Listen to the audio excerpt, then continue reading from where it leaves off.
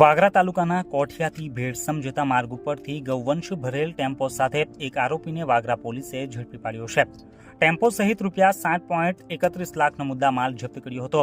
તેમજ ગુનામાં સંડોવાયેલ અન્ય 2 આરોપીઓને પોલીસે વોન્ટેડ જાહેર કરી તેઓને પણ ઝડપી લેવાના ચક્રો ગતિમાન કર્યા છે.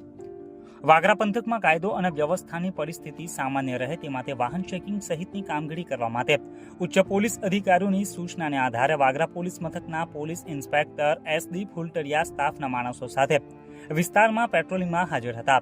જે દરમિયાન બાતમી મળી હતી કે એક Tata intra tempo number DJ16AW 9655માં કતલ કરવાના ઈરાદે પશુઓ ભરેલા છે. જે ટેમ્પો કોઠિયાથી ભેળસમ જવાના માર્ગ ઉપરથી પસાર થવાનો હોવાની ચોક્કસ બાતમી મળી હતી. જે માહિતીના આધારે વાગરા પોલીસના PIએ તાત્કાલિક સ્ટાફના માણસોને કોઠિયાથી ભેળસમ જતા માર્ગ ઉપર નાળા પાસે વોચમાં ગોઠવી દીધા હતા.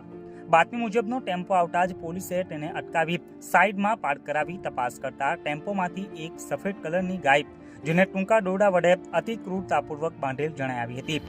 તદુપરાંત ગાયને ખાવા માટે ઘાસચારો કે પીવાના પાણીની પણ વ્યવસ્થા રાખેલ ન હોવાનું જણાયું હતું તથા પશુ હેરાફેરી કરવા અંગેનું કોઈ સક્ષમ અધિકારીનું પાસ પરમિટ પણ મળી આવ્યું ન હતું. જેથી ગેરકાયદેસર રીતે પશુની હેરાફેરી કરવા બદલ પોલીસે ₹25,000ની કિંમતની એક ગાય તેમજ Tata intra tempo number DJ16AW 9655 જેની કિંમત ₹7 લાખ તેમજ એક મોબાઈલ ફોન જેની કિંમત ₹5,000 તથા રોકડ ₹1,930 મળી કુલ કિંમત ₹7,31,930 મુદ્દામાલ સાથે જંબુસરના રોશન પાર્ક વિસ્તારમાં રહેતા મઆજ મોહમ્મદ હનીફ કુરેશીની અટકાયત કરી હતી અને ગેરકાયદેસર પશુ હેરાફેરી કરવા અંગે ગુનો નોંધી કાર્યવાહી શરૂ કરી હતી. તેમજ આ ગુનામાં સંડોવાયેલા મુસ્તાક કુરેશી સહિત વાગરાના સડથલા ગામેથી ગાય ભળી આપનારને પોલીસે વોન્ટેડ જાહેર કરી તેઓને પણ ઝડપી પાડવાની દિશામાં તપાસનો ધમધમાટ શરૂ કર્યો છે.